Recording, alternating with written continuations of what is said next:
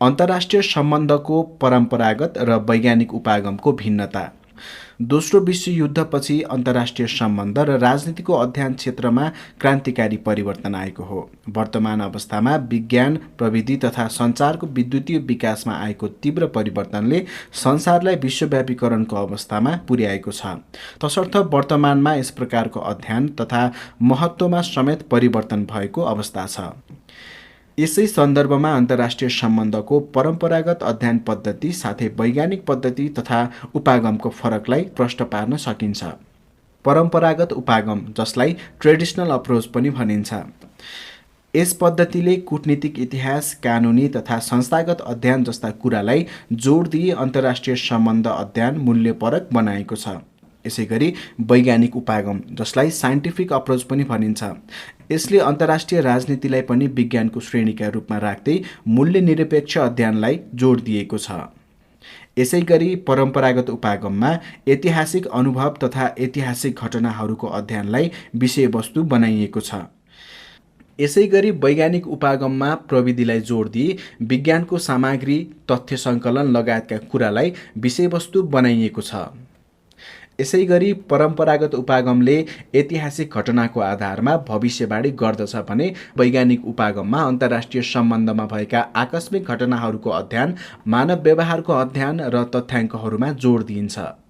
परम्परागत उपागमले अन्तर्राष्ट्रिय शान्ति, सद्भाव तथा सहयोगमा जोड दिन्छ। वैज्ञानिक उपागमले वर्तमान अन्तर्राष्ट्रिय घटनाहरूको वर्णन मात्र नगरी अन्तर्राष्ट्रिय सिद्धान्तको निर्माण र अन्तर्राष्ट्रिय सम्बन्धको समस्या तथा भविष्यवाणी गर्न सक्ने विज्ञानको विकासमा जोड दिन्छ। परम्परागत पद्धति 20औं शताब्दीको मध्यसम्म महत्त्वपूर्ण र प्रभावशाली अवस्थामा थियो। यसैगरी वैज्ञानिक पद्धतिको विकास सन् 1970 देखि 1980 को दशकपछि मात्र विकसित रूपमा देखा परेको हो। परम्परागत पद्धतिले ऐतिहासिक विश्लेषणमा जोड गर्दछ भने वैज्ञानिक पद्धतिले कार्य र कारण खोजी समस्याको समाधानमा जोड दिन्छ।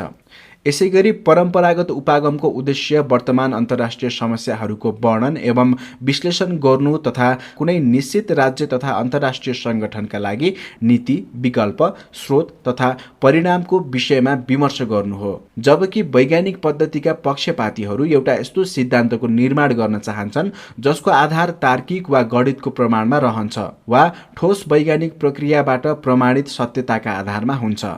यसरी अन्तर्राष्ट्रिय सम्बन्धको परम्परावादी र आधुनिक उपागमले आआफ्नै क्षेत्रमा योगदान पुर्याएको पाइन्छ। यी परम्परावादी र विज्ञानवादी दृष्टिकोणलाई पनि पुनरावृत्ति गरी नयाँ रूपमा व्यावहारिक ढङ्गबाट समायोजित गरिनुपर्ने आवश्यकता छ।